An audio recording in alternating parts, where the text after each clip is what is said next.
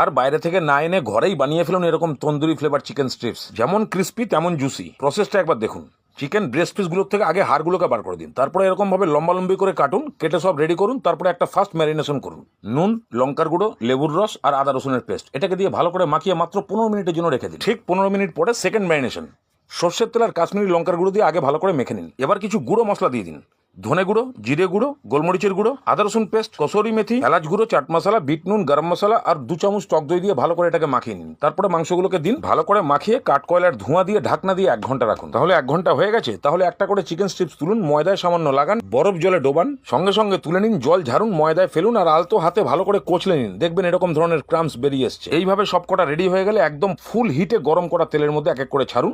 উল্টে পাল্টে ভেজে নিলেই তৈরি হয়ে যাবে কেএফসি স্টাইলের চিকেন স্ট্রিপস। তাহলে বলুন আর কি বেশি পয়সা দিয়ে বাজার থেকে কেনার দরকার আছে? একদম নিশ্চিন্তে বানান। এই রেসিপির জ্ঞান কিন্তু আপনার কাছেও আছে।